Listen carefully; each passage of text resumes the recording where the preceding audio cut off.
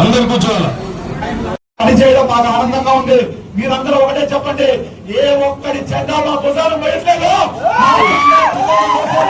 కేవలం జగన్మోహన్ రెడ్డి గారి జెండా, మా నాయకుడు జగన్మోహన్ రెడ్డి గారు మాత్రమే. మేము కేవలం కూలీగా పనిచేసి జగన్మోహన్ రెడ్డి గారి జెండాకే చెప్పి గంటాబలంగా చెప్పండి. రేపు జగన్మోహన్ రెడ్డి గారు ముఖ్యమంత్రి అయ్యేది కూడా తప్ప కోటంలో కుయుక్తులో రేపు వాళ్ళు పోరాటం చేస్తారు. అధికారంలోకి రావడానికి ప్రత్యక్షంగా 4 పార్టీలు, పరోక్షంగా 4 పార్టీలు రావచ్చు. మనం మాత్రం సింహం సింగిల్ గా పోటీ చేస్తుంది. అధికారంలో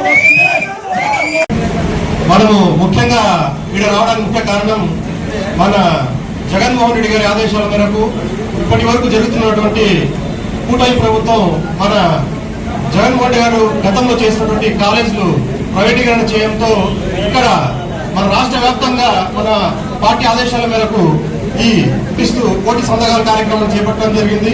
అదేవిధంగా ఇక్కడ మన స్టేట్ సోషల్ మీడియా అధ్యక్షుడు అంజరెడ్డి గారి ఆదేశాల మేరకు మన సోషల్ మీడియా వాళ్ళు కూడా ఈ మధ్య ప్రతి నియోజకవర్గంలో కార్యక్రమం చేపట్టడం, మన రాష్ట్ర వ్యాప్తంగా మనం జరుగుతున్నటువంటి కార్యక్రమాన్ని మనం స్టేట్ లో చూపించాలి.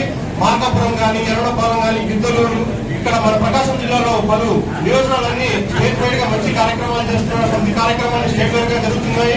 అదేవిధంగా మన మార్కాపురం కూడా అన్నరాంబాబు గారి ఆధ్వర్యంలో సోషల్ మీడియా బాగా యాక్టివ్ ఉంది.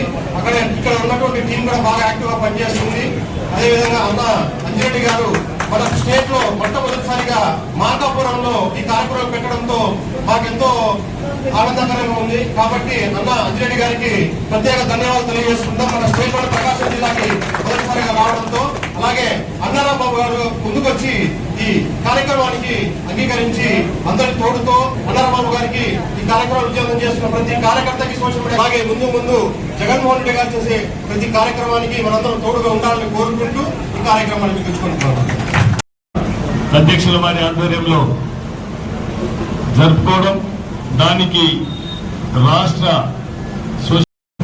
ప్రశ్నించేటువంటి ప్రశ్న ఎదుటి వాడికి బుల్లెట్ లాగా దిగాలి, అంతేగాని ఏదో అయ్యా అంటే రాదు.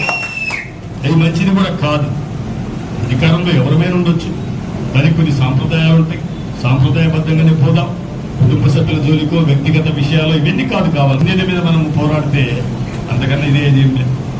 కాబట్టి మీ అందరికీ మేము విజ్ఞప్తి చేసేది ఏమంటే, మనము అధికారంలో ఉన్నా లేకపోయినా ఒక సిస్టమేటిక్ గా క్రమశిక్షణ కలిగినటువంటి వ్యక్తులుగా ముందుకెళ్దామని చెప్పేసి కోరుతా ఉన్నాం.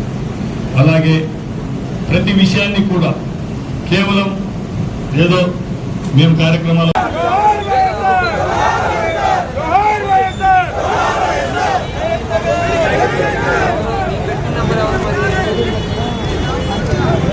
ఈ పశ్చిమ ప్రకాశానికి ఉన్నటువంటి ప్రజలందరికీ కూడా విజ్ఞప్తి చేస్తా ఉన్నాం. ఒక్కసారి ఆలోచన చేయండి. మన నోటికాడి కూడును ఈ కూటమి ప్రభుత్వం లాగేస్తా ఉన్నింది. ప్రభుత్వ పరంగా జగన్మోహన్ రెడ్డి గారు మెడికల్ కాలేజీని దానికి అనుసంధానంగా